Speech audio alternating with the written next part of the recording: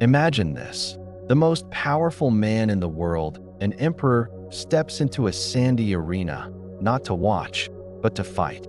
He's not just any emperor. He's the ruler of Rome, and he's about to face a gladiator. This isn't a scene from a movie. This was the bizarre reality of Emperor Commodus. But his love for the arena hid a much darker truth, a story of a golden prince who descended into tyranny and madness. Commodus was born into a world of immense privilege. His father was Marcus Aurelius, the philosopher king, one of Rome's most respected emperors. For the first time in nearly a century, an emperor had a natural-born son to succeed him. The people of Rome rejoiced. They saw young Commodus as a gift from the gods, a handsome boy destined for greatness. Marcus Aurelius adored his son and personally oversaw his education, surrounding him with the best teachers and thinkers of the time. He hoped Commodus would follow in his footsteps, becoming a wise and just ruler. In 177 AD, Marcus Aurelius even made his 17-year-old son co-emperor, a sign of his immense faith and hope for the future of Rome. The future looked bright. A new golden age seemed just on the horizon. But fate had other plans. In 180 AD, while campaigning on the northern frontier, Marcus Aurelius died. The official cause was the plague, but rumors whispered of something more sinister. Some even suspected Commodus himself, eager to seize power. At just 18 years old, Commodus was now the sole ruler of the most powerful empire on earth. His first act as emperor shocked the military elite. Instead of finishing the war his father had started, a war Rome was on the verge of winning, Commodus made a quick and questionable peace treaty. He was desperate to return to the luxuries and comforts of Rome.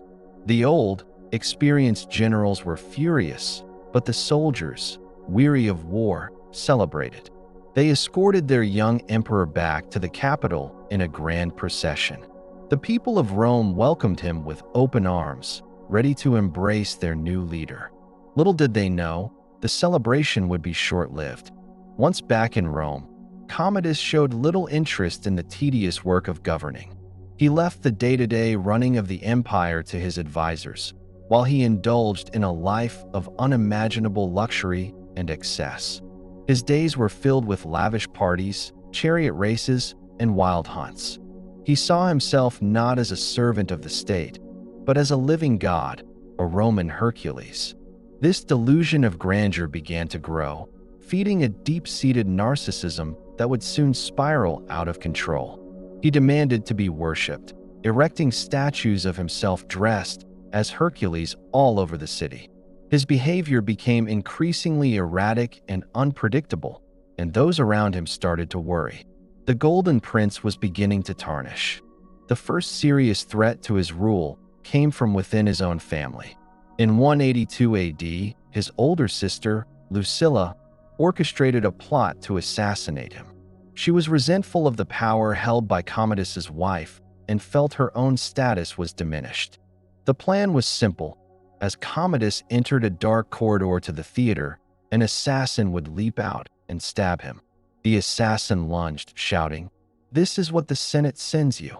But he announced his intentions too soon, giving the emperor's bodyguards just enough time to react. The attack failed. Commodus was unharmed physically, but the attempt on his life left a deep psychological scar. He became consumed by paranoia, trusting no one. A wave of brutal executions followed. He eliminated not just the conspirators, but anyone he remotely suspected of disloyalty, including many distinguished senators. The relationship between the emperor and the Roman elite was shattered beyond repair. With the Senate terrified into submission, Commodus's power became absolute, and his behavior grew even more bizarre. He retreated further into his fantasies, spending more and more time in the world of gladiators. He trained with them, ate with them, and adopted their lifestyle. To the Roman elite, this was an absolute disgrace. Gladiators were the lowest of the low in Roman society, often slaves or condemned criminals. For an emperor to associate with them, let alone imitate them, was unthinkable. It was a profound violation of Roman values and traditions. But Commodus didn't care. In the arena, he found a world where he was not just an emperor, but a hero, a champion, the star of the show. His obsession escalated. Soon, it wasn't enough to just train with gladiators. Commodus wanted to perform. He began to participate in the games himself, but these were no fair fights. His opponents were either wounded soldiers, disabled men, or gladiators armed with wooden swords. He would heroically slay them before a captive audience, who were forced to cheer on this grotesque spectacle. For each appearance, he charged the Roman treasury an exorbitant fee, bankrupting the state for his own vanity. He even entered the arena to fight wild animals. He would stand on a protected platform and shoot down helpless ostriches, giraffes, and elephants with a bow and arrow, animals brought to Rome from the far corners of the empire at great expense. The people watched in a mixture of horror and disbelief. The emperor wasn't just an entertainer. He was a killer, and the line between his theatrical performances and his real-life tyranny was becoming dangerously blurred.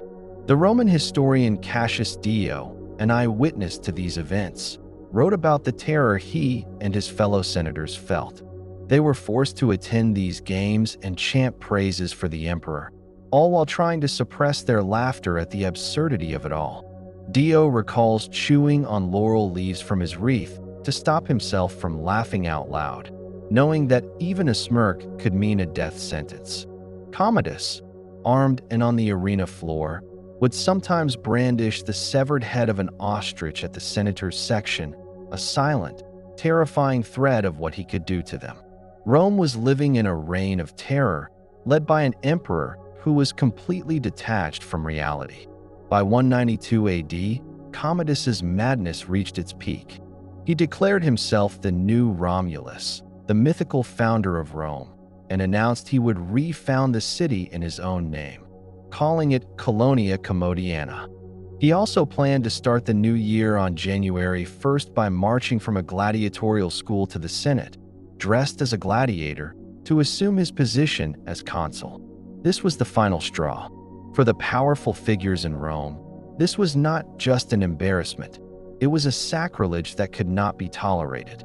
A conspiracy was formed, this time involving his closest confidants, his chamberlain, Eclectus, his praetorian prefect, Laetus, and his favorite mistress, Marcia. The plan was set for New Year's Eve. Marcia brought Commodus a glass of poisoned wine after his bath. He drank it, but after becoming violently ill, he vomited most of the poison. He was weakened, but he was still alive. The conspirators panicked. If he survived, they would all be executed in the most horrible way imaginable. Desperate, they sent for a professional wrestler named Narcissus, whom Commodus used as a training partner. They promised him a great reward to finish the job. Narcissus entered the emperor's chamber and found him weak and disoriented. There, in his own bathroom, the man who saw himself as a god, the Roman Hercules, was easily strangled to death by his wrestling partner. The emperor who lived by the sword, or at least pretended to, died a pathetic and silent death, far from the roaring crowds of the Colosseum. The news of his death was met with a wave of relief and celebration. The Senate immediately declared him a public enemy, ordered his statues to be torn down, and his name to be erased from all public records.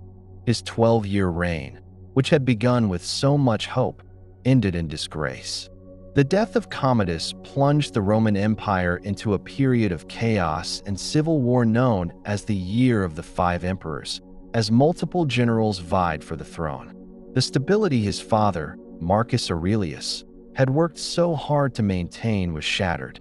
The story of Commodus is a tragic tale of a man crushed by the weight of a crown he was never fit to wear. He was a prince who had everything but became a tyrant who lost it all. His obsession with the gladiator arena wasn't just a quirky hobby. It was a symptom of a deep-seated madness, a desperate escape from a reality he couldn't handle, and a terrifying manifestation of absolute power corrupting absolutely. It was a dark chapter in Roman history that served as a chilling reminder that even the mightiest empire can be brought to its knees by the failings of a single man. Thank you for watching. If you found this story as fascinating as I did, please hit the like button and subscribe for more dives into the darkest corners of history. See you in the next video.